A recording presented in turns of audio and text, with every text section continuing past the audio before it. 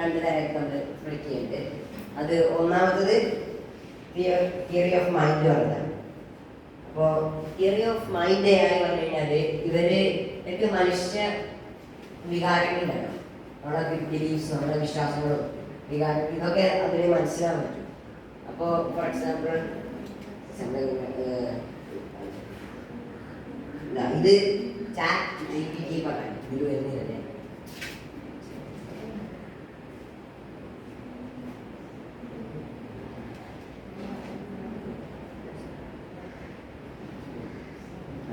ഇത് chat GPT പറഞ്ഞിട്ടുള്ള ഒരു ഒരു വെബ്സൈറ്റ് നമുക്കിപ്പോൾ കിട്ടുക. അത് ശരിക്കും പറഞ്ഞു കഴിഞ്ഞാൽ ഒരു റിസർച്ചിന് വേണ്ടിയിട്ട് ഓപ്പൺ AI പറഞ്ഞൊരു കമ്പനി ഉണ്ടാക്കിയ പ്രൊഡക്റ്റാണ് ഇത്. നമുക്ക് പക്ഷെ ഉപയോഗിക്കാൻ വേണ്ടിയിട്ട് ഒരു ഡെമോ ഒരു തന്നിട്ടുണ്ട്. ഇതിൽ നമ്മളിപ്പോൾ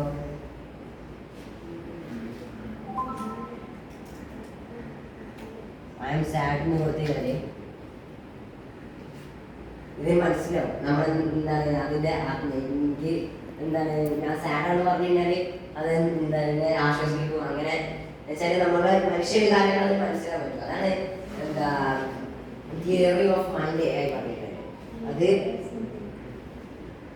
തിയറി ഓഫ് മൈൻഡ് ആയി പറഞ്ഞു കഴിഞ്ഞാൽ അതിന് മനസ്സിലാക്കാൻ പറ്റും. നമ്മുടെ ഇമോഷൻസും മനുഷ്യ വികാരങ്ങളും അങ്ങനത്തെ കാര്യങ്ങൾ അതിന് മനസ്സിലാക്കും.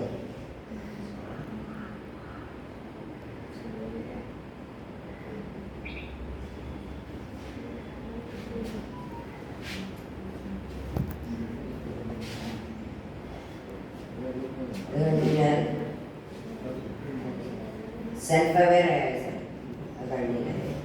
ഒരു സെൽഫ് അവെയർ ആയി പറഞ്ഞു കഴിഞ്ഞാൽ ഇത് തിയററ്റിക്കലാണ്. നമ്മൾ ഒരിക്കലും ഇതുവരെയായിട്ടും ഡെവലപ്പ് ചെയ്തിട്ടില്ല.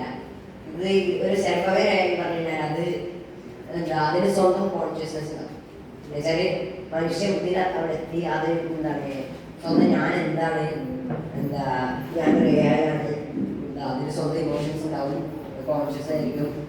ഇതാണ് നമ്മൾ ഇതാണ് നമ്മളെ ടാർഗറ്റ്. ഇതിന് വേണ്ടിയിട്ട് നമ്മൾ പോകുന്നത്. ഇവിടെ സെൽഫ് അവെയർ ആയി നമ്മൾ ക്രിയേറ്റ് ചെയ്യുകയാണെങ്കിൽ അത് കഴിഞ്ഞ് നമുക്ക് മനുഷ്യ ബുദ്ധിനേക്കാളും നേരെയുള്ള ആർട്ടിഫിഷ്യൽ നമ്മൾ നിർമ്മിക്കാൻ പറ്റും. അത് നമ്മളെക്കാളും മനുഷ്യനേക്കാളും ബുദ്ധിയുള്ള വേറെ നമ്മൾ സ്വന്തം നിർമ്മിച്ച ബുദ്ധികൾ നമുക്ക് ഉണ്ടാക്കാൻ പറ്റും.